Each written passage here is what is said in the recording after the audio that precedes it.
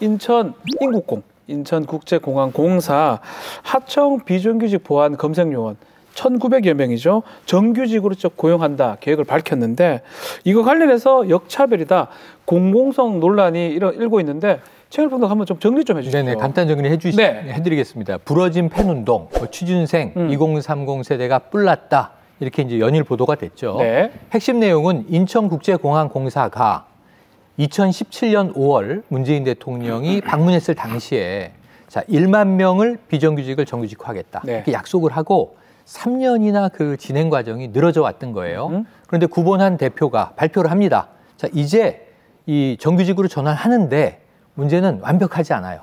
한 이제 2천여 명 정도는 본사 정규직으로 고용. 네. 그리고 나머지 한 8천 명 가까운 인력은 자회사를 통한 정규직 고용. 그러니까 이제 조금 이제 이 전체적으로 10,000명 정규직 고용이 아닙니다. 네. 단계적으로 가고 있는 거죠.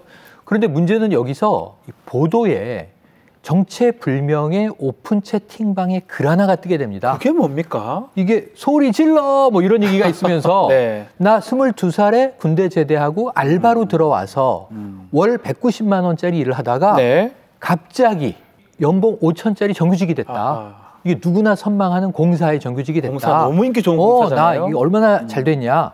서연고 나와서 열심히 스펙 쌓기 하면 뭐하냐. 서울대, 연세대, 고려대, 네. 소위 스카이입니다. 스카이. 그 다 필요 없다. 나처럼 이렇게 벼락, 로또 이 전환이 되면 이렇게 해도 되는 수가 있다. 하고 마치 이제 행운을 맞은 듯한 신나는 글을 올렸는데 네. 익명인데 이 누가 썼는지 안 밝혀졌고요. 예. 그 다음에 참 오랜 시간 동안 하나하나 사실이 아니라는 걸 주로 이제 정부 측과 그리고 이제 노동 전문가들이 밝힙니다. 네. 지금 이제 그건 이제 조금 이따 따져보기로 하고요. 해보죠. 그러면서 이제 일이 시끄러워졌는데 어찌 보면 한 절반 이상은 가짜 뉴스 때문에 취준생들이 처음엔 좀 격분했을 수 있어요. 네. 감성적으로. 그런데 이제 이 비정규직의 정규직화는 이루어져 가야 하는 길이다라고 대다수가 동의함에도 불구하고 이게 연문이 뚫린 거 아니냐. 정말 로또 취업인 건 사실 아니냐 네. 하는 문제가 계속 시끄러워지고 있어서 이 야당, 논란이 통합당 같은 되는데요. 쪽에서는 이 2030 세대의 좀 이렇게 민심을 여론전으로 끌어안기 위한 또 부추기는 이제 활동까지도 시작이 됐습니다. 교수님도 보셨잖아요. 네. 인국공 사태라고 하는데요. 네. 기본적으로 이것은 이제 특히 공공기관에서는 비정규직을 정규직화하자는 건 굉장히 중요한 것이고 그렇죠. 그게 이제 공공기관만이 아니라 그것이 모델이 돼서 우리 사회 전체가 비정규직이 없는 세상을 만들자라고 하는 큰 목표가 있죠. 그렇죠. 그 과정에서 일어난 일이잖아요. 2030 세대 전부가 격분한 것은 아니고 이 사건을 잘못 알고 있는 청년 세대들이 분노를 했던 거죠. 그렇죠. 뭐냐, 우리는 이렇게 해서 애를 쓰는데 우리는 취직하기 위해서 애를 쓰는데 그런데 별로 그렇지도 않은 사람들한테 왜 이렇게 해? 근데 이 반응에는 몇 가지 검토할 게 있습니다. 네. 하나는 뭐냐면 가장 먼저 얘기할 것은 저는 이런 건 굉장히 아쉬워요. 뭐냐면 공사에 취직 준비를 할 정도의 수준과 태도를 가지고 있다고 한다면 네. 들었던 얘기가 앞뒤가 뭐지를 따지는 능력이 반드시 있어요. 논리적으로 따져봐야 되는데 당연히 그렇게 해야 돼요. 예. 근데 그렇지 않았다고 하는 것은 물론 취직의 문이 굉장히 좁고 경쟁이 심하기 때문에 생기는 분노는 이해할 수 있지만 네. 그러나 이것을 이성적으로 정리하는 능력 또한 필요합니다. 아하. 이래야 이게 미래 세대가 갖는 합리적 그렇죠. 능력이죠. 네. 그런 점에서는 저는 좀 질타를 받아야 된다고 생각을 해요. 2030 세대를 잘 몰라서 그런 거 아니냐? 제 학교 있잖아요. 바로 그 더 잘하시겠어요. 그 청년 세대를 네. 교육하는 입장에서 보면은 아주 중요한 능력은 그런 겁니다. 그런데 상당히 많은 것이 잘못된 가짜 뉴스라고 하는 것인데 여기에 의해서 격분을 해 이거는 판단 능력에 굉장히 중대한 문제가 있다. 만약에 네. 제가 심사위원이라고 한다면 아하. 저는 문제를 삼을 겁니다. 그렇죠. 그래서 이런 건 하나 분명히 짚어야 될 것 그렇죠. 같고요. 그렇죠. 아마 정치인들이 얘기하기 쉽지는 않을 거예요. 왜냐하면 그 세대의 표도 필요하고 잘못 또 전달되는 걸 한 언론의 경로가 있다고 오히려. 한다면 오해를 받을 수 있기 때문에 하지만 2030 청년 세대도 첫째 그런 능력이 필요하고 더 큰 중요한 가치로 볼 때에는 비정규직을 정규직화하는 게 마땅한 거잖아요. 그래서 이것은 당연히 취지는 맞는 거잖아요. 맞죠. 그렇죠. 취지는 맞는 취지는야 취지가 맞고 또 그렇게 해야 되는 되고. 것이고 그다음에 내용을 들여다 보면은 영역이 다른 거잖아요. 영역이 다른 건데 아까 그 댓글을 써서 이렇게 그 어디에서 나왔는지 모르죠 그렇게 했다고 하는 것인데 그건 전혀 사실이 아닌 그렇죠. 것이고 자. 그래서 이런 점들을 총괄적으로 생각해 두 가지 정말 이게 맞는 것이야 확인하는 일이 필요하고 그 다음에 정규직하는 건 당연한 것이지 그리고 이것은 결국은 본인들한테도 굉장히 중요한 혜택이 그렇죠. 오는 거예요. 네. 지금 얘기한 것처럼 댓글에도 많이 올라오고 있어요. 이정수님 가짜뉴스군요. 또 시민님은 좀 청년들이 분노하도록 부추기는 언론이 더 문제다라고 하는데 지금 가짜뉴스 중에 특히 연봉이 뭐 5천만 원대로 오른다 네네네. 이런 얘기도 있고 가짜뉴스 부분 한번 짚어볼까요? 하나만 얘기하자면 근데 그렇게 했을 때에 정규직으로 된 분들의 봉급이 이렇게 차이가 안 나잖아요. 사실은. 똑같아요 거의. 최영희 평론가가. 그러니까 이제 이런 것들이 문제가 되는 것이고 그다음에 2030 세대의 이러한 비정규직의 고통을 끌어안고 함께 고민하는 이런 모습을 보인다면 얼마나 좋을까. 오히려 그게 낫겠죠. 이런 아쉬움이 아주 깊어요. 금액은 맞아요. 5천만 원 올라가는 게. 저도 이 오픈 채팅방을 보고 처음에 이게 사실이면은 화날 만도 하다 생각을 했는데 속상할 수밖에 없죠. 그 다음에 드러나는 팩트는요. 첫 번째, 알바로 채용됐다가 알바로 채용할 수 없는 직종입니다. 지금 문제가 된 1,902명이 보안 검색 요원인데 절대로 그렇게 못하죠. 공항 가면 항상 보잖아요. 그렇죠. 알바가 유니폼 입고 보안 검색 아르바이트생 안 되고요. 아닙니다. 우선 2달의 이 훈련 기간이 필요하고 전문직이에요. 그렇죠. 네.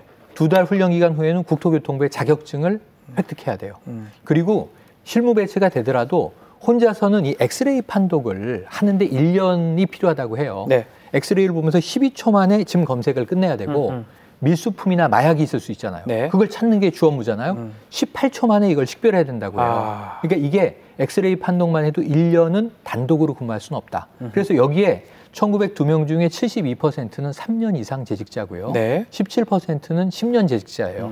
잠깐 말씀을 드리면 그래서 강조해야 될 게 언론에서는 보안 전문 요원들이에요. 네. 전문 인력이에요. 전문 인력입니다. 그렇죠. 그것이 굉장히 중요한 거죠. 네. 그렇죠. 그걸 빼먹고 얘기를 해버리면 그래서 다른 얘기가 되버리는 이 거니까요. 고객의 공항을 이제 이용하는 이용객들의 그렇죠. 생명과 안전을 보장해야 하는 직무이기 때문에 본사에서 청원 경찰직으로 이제 흡수하기로 한 건데, 그렇죠. 자 연봉 5천만 원 아닙니다.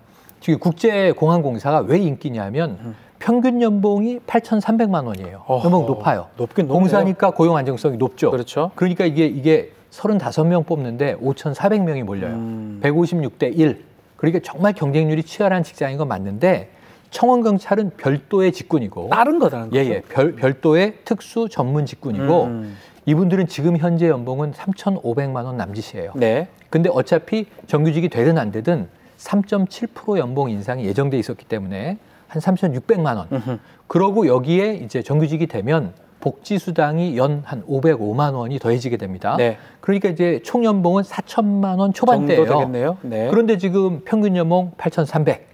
대졸 초임이 5천이 넘어요. 4,600만 원이 이제 급여에 아까 말씀드린 복지수당 505만 원 더하면 대졸 초임이 5,100쯤이거든요. 근데 그거보다 못한 1,000만 원 정도 차이가 나는 연봉으로 정규직으로 전환이 되는 거고 별도 관리되는 직군입니다. 네. 그래서 여기서는 대부분 가짜 뉴스가 작용했다 이렇게 가겠습니다. 가짜 뉴스를 언론이 좀 더 그렇죠. 부추기는 것 같아요. 네. 이것은 왜냐 하면 비정규직을 정규직화하는 그런 방향에 대해서 반기를 들고 있기 때문에 그렇죠. 그렇죠. 기본 취지가 그렇다는 거죠. 그래서 이제 정규직화하게 되면은 그것이 정규직을 지향하는 사람들한테 더 문이 좁아지는 것이다 라는 논리가 하나 있고 그다음에 이러한 정규직을 확대하면서 이른바 말하자면 인건비 부담이 높아지는 바람에 그래서 신규 채용이 좀 어려워진다라는 논리를 또 펴고 있어요. 근데 이게 말이 안 되는 것이 인건비 부담이라는 형태로 얘기를 하는데 그러면 일 시키고 돈 안 줘요? 돈 줘야죠. 그건 말이 안 되는 것이죠. 네, 그래서 그렇게 해 나가야 되는 것이고 그 다음에 이제 그 청년 노동 조직에서 막 성명서 같은 거 발표 하나 했죠. 네. 우리 함께 가는 사람들이다. 그래서 정규직 없는 세상은 너나 할 것 없이 모두에게 좋은 세상이다라고 얘기를 하는 것이죠. 근데 비정규직이든 정규직이든 비정규직도 마찬가지예요. 지금 취업의 문이 상당히 어렵잖아요. 그렇죠. 네, 그래서 그런 것을 함께 고민할 수밖에 없는 것이고 또 하나 이제 중요한 것은 양질의 노동 현장을 만들어내는 것도 굉장히 중요하잖아요. 그것도 우리에게 과제예요. 네. 그러니까는 지금 우리 사회가 여러 가지 과제가 중첩되어 있죠. 바로 이렇게 경제 활성화도 돼야 되는 것이고 노동 현장의 조건도 좋아져야 되는 것이고 맞아요. 정규직화하는 과정이 큰 갈등 없이 해결돼야 되는 것이고 근데 큰 덩어리를 보자면은 바로 우리가 지금 현재 코로나 바이러스 19의 현상에 부딪혀 있기 때문에 쉽지 않은 것이고 그렇죠. 모두가 고통을 분담하는 것이죠. 이럴 때 어떻게 할 것인가 하는 것은 말하자면은 고연봉자들의 임금은 동결하는 게 맞는 것이고, 그다음에 세금을 말하자면은 누진세를 적용을 해서 정확하게 하는 것 또한 맞는 것이고 필요한 것이고. 법인세의 부담도 훨씬 좀 다르게 적용해야 되는 것이고 네. 그래서 세원을 확보하면서 우리가 지금 계속 얘기하는 그런 고용노동 그렇죠. 노동이라든가 기본소득 이런 문제를 같이 해결해 준다고 한다면은 그만큼의 여지가 있기 때문에 청년 세대들이 숨을 좀 쉬고 그 다음 단계로 들어가는 진입로가 좀 더 열리지 않을까 이런 기대를 해보는 그렇죠. 거죠. 청와대 같은 경우는 결국은 이 정규직, 비정규직을 정규직으로 전환하는 것을 민간 부분으로 확산시키겠다. 당연하죠. 전공법으로 가는 건데 네. 사실은 이 본질 자체가 똑같은 일자리인데 나쁜 일자리를 좋은 일자리로 바꾸는 거다. 당연하죠. 이렇게 보는 게 맞지 않나요? 그렇죠. 그렇게 해야 되는 거죠. 그게 큰 취지가 아니면 네. 맞다고 봐야 되잖아요. 맞죠. 네. 그 과정에서 약간의 불이익, 예컨대 네. 직구는 다르지만 공항공사를 저렇게 쉽게 들어갈 수 있는데 이거 약간의 불이익인데 이것도 사실 가짜 뉴스고요. 불이익이 가짜 뉴스인 게 네. 하나 잘 얘기 안 하는 가짜 뉴스를 말씀드릴게요. 네. 자, 연봉 총액제라는 게 있다. 공사는 있어요. 그래서 갑자기 1,900명, 2,000명이 정규직으로 들어오면 인건비 총액은 정해져 있는데 파일을 여러 사람이 나눠 가져야 되니까 줄어든다. 동결되거나 쪼그라드는 거 어. 아니냐 이런 불안감이 있는데 자, 이거는 가짜 뉴스인 게 뭐냐면 네. 지금 1,902명은 공항에서 일을 하고 있던 분들이에요. 근데 고용은 협력사를 통해서 이 밖으로 고용하고 있다가 안으로 끌어들여요. 네. 그럼 머릿수가 늘어나니까 인력 TO가 늘어나죠. 별도 직군으로. 그럼 이분들은 그동안 안 나가던 인건비냐? 이분 인건비가 아니고 사업비로 나가고 있었죠. 협력사는 중간 마진이 있겠어요, 없겠어요? 있겠어요. 있죠, 그러니까 당연히. 많은 분들이 비정규직을 정규직으로 끌어들이면 500만 원씩 복지수당도 줘야 되고 아하. 4대 보험도 줘야 되고 이 비용이 왕창 늘어나는 거 아니냐? 사업비의 마진이 오히려 줄어들어요. 중간 관리를 해야 할 이유가 없잖아요. 본사 총무과에서 관리하는 거 아닙니까? 네. 그러면 여기서는 비용은 더 세이브 된다는 거예요. 경영학적으로 봤을 때도. 그래서 이것이 이 인력 총액제에서 2,000명이 더 이 n분의 1로 나누는 것이 아니라 TO가 늘어나는 만큼 확보되는 인건비는 증액이 되는데 그 부분은 애초에 사업비로 협력업체에 주던 돈으로 아하. 우리 직원들에게 급여를 주는 것이다. 그래서 이 비용은 모자라지 않고 남는다. 오히려. 이것도 가짜 뉴스네요. 그래서 앞으로 지금 현재 이 정규직, 일반 사무직 노조가 있습니다. 이분들의 TO나 앞으로의 신규 채용이 없어지는 게 네. 아니라는 게 명백합니다. 또 하나 이제 언론들이 잘 얘기 안 하는 것은 인천국제공항의 경우에 있어서 지금 문제가 되는 것은 직접 고용 부분이에요. 그렇죠. 근데 그 중에 상당 부분은 자회사로 해결하고 있어요. 맞아요. 자회사로 해결하는 부분에서는 누구도 문제 삼고 있지 않아요. 근데 자회사하고 모회사의 문제가 늘 있었잖아. 뭐냐면은 직접 고용을 하지 않을 경우에는 이제 협력업체든 자회사 또는 청탁업체 뭐 여러 가지 형태로 이름을 부르지만은 노사 간의 문제가 생겼을 때는 어떻게 하느냐면 직접 고용을 해야 될 주체가 쏙 빠지고 그다음에는 다른 기업들이 말하자면 고통을 겪게 되거나 이들과 노동조에 쌓아야 되는 그런 문제가 있잖아요. 그런데 네. 자회사가 직접 고용을 하게 되니까는 그 부분의 문제를 해결을 한 거예요. 굉장히 중요하게 해결한 겁니다. 이렇게 해결의 과정을 전혀 얘기하고 있지 않죠. 또 하나는 한전 예를 들고 조중동의 경우에서 이런 한전 문제 얘기 많이 하는데 정규직화로 바꾸게 되니까는 그만큼 월급이 줄었다 이렇게 얘기를 하면서 네. 정규직으로 해서 이제 말하자면 쓸 돈이 줄었기 때문에 결국은 그것은 월급이 주는 일이야라는 식으로 했는데 가짜 뉴스였죠. 전체 비중으로 보자면은 이제 그렇게 해서 정규직화한 것도 수가 적을 뿐만이 아니라 그다음에 월급이 낮아진 것은 뭐냐면 52시간 시간제. 그러니까 최근에 노동 시간의 여러 가지 형태가 줄어든 것을 정리하다 보니까 자연스러운 것이지 그렇죠. 이것이 비정규직이 정규직화 됐기 때문에 그만큼 부담이 느니까는 그래서 이게 줄었다 이런 식의 논법은 말이 안 되는 거죠. 되죠. 그러니까 이런 식으로 계속해서 잘 모르는 경우에 아하. 몇 가지로 틀을 잡은 거죠. 비정규직을 정규직화하는 거는 다 문제가 있어. 왠지. 그리고 사실은 좋은 것 같지 아니거든. 이거 따져보면 안 좋은 거 투성이야. 이런 논법에서 시작하는 가짜 뉴스입니다. 지금 말한 거 말씀하시는 것처럼 두 분이 말씀하셨는데 결국은 지금 여야 정치권도 마찬가지예요. 대책을 좀 얘기해야 되고 바람직한 걸 얘기해야 되는데 썰점만 지금 계속 이어가는 상황이고 특히 좋은 일자리를 만들기 위해서 청년들을 위해서 정치권이 해야 될 일이 있잖아요. 그렇죠. 그건 생각하지 네. 않는 것 같아요.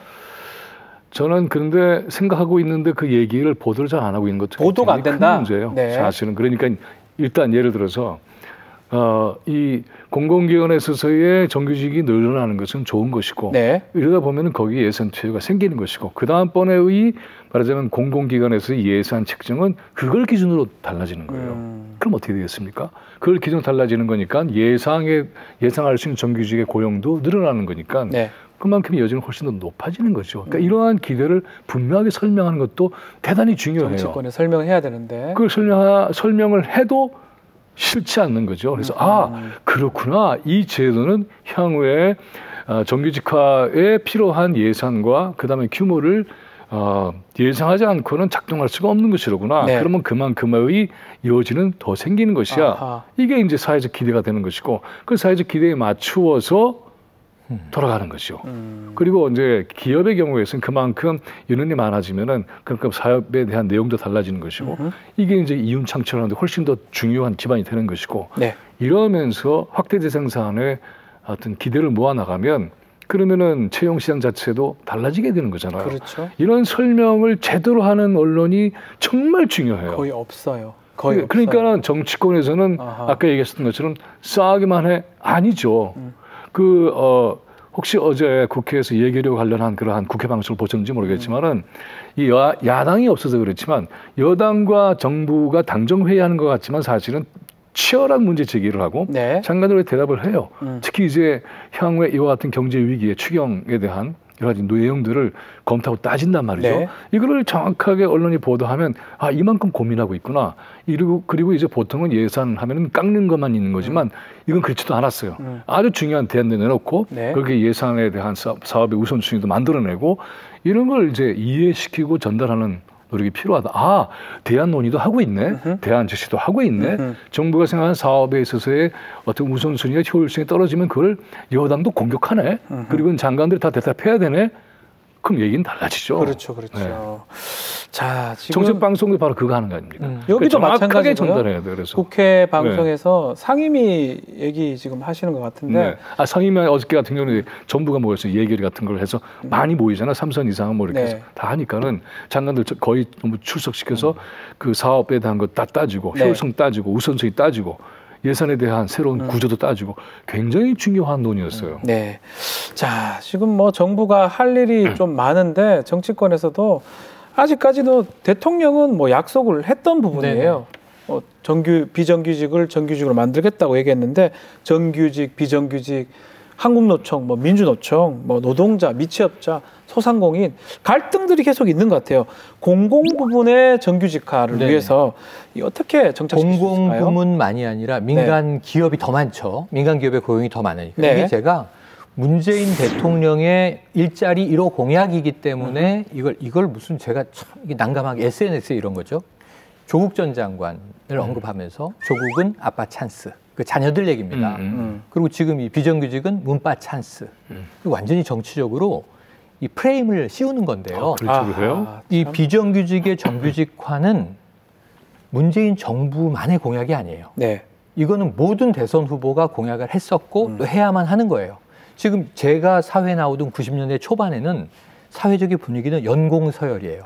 한번 들어간 회사에서 정년퇴직까지 버티고 거기서 어디까지 올라가나, 얼마나 벌 수 있나, 얼마나 내가 잘 사나 보자. 네. 그런데 IMF 이후에 IMF의 요구가 노동 유연성을 강화해야 한다. 한국은. 그래서 비정규직을 강요해서 우리가 그 돈을 꾸기 위해서 받아들인 거예요. 미국식 그때는 방식으로. 비정규직이라는 말 자체도 별로 없었어요. 네. 그렇죠. 네. 그 전에 비정규직이 없는 용어였어요. 그런데 오히려 프리랜서는 미국은 비정규직이 더 몸값이 높다는 거예요. 네. 구하기가 힘들다는 거예요. 없으니까. 좋은 프리랜서. 네. 그러니까 양질의 프리랜서, 그렇죠. 고소득 프리랜서만 있다는 거예요. 네. 근데 우리는 지금 비정규직 비율이 거의 반을 넘습니다. IMF가 그때는 이 비정규직을 양산하도록 압력을 가했던 IMF가 요즘에 우리나라 경제에 대해서 비정규직이 10%에서 20%만 줄어들어도 대한민국은 경제 성장률이 좀 높아질 것이다. 노동 생산성이 좋아질 것이다. 비정규직이기 때문에 이게 숙련이 될 수가 없잖아요. 계속 아르바이트를 전전하는데 어떻게 숙련이 돼요? 네. 어떻게 충성심을 발휘해요? 그 조직에.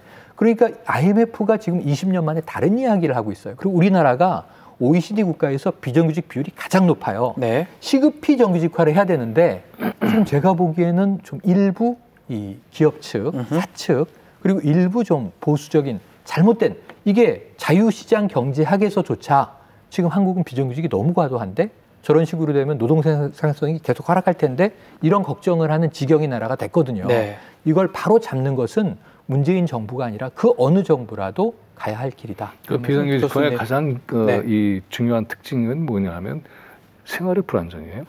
당사자한테는. 그렇죠. 언제 자기의 직업의 안정성을 보장할 수 있을까? 없는 거죠.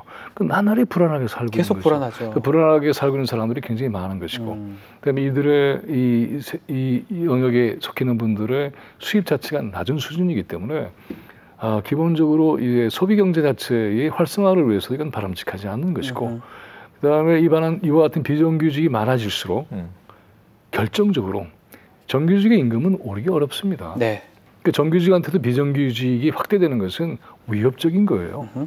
비정규직 쓰는데 정규직 임금이 오를 수 있겠어요? 그렇죠. 아니죠. 이제 이런 방식으로 해서 노동이 기여한 것에 대한 공정한 대가를 치르지 않는 사회, 이게 바로 불공정한 사회죠. 그렇죠. 네.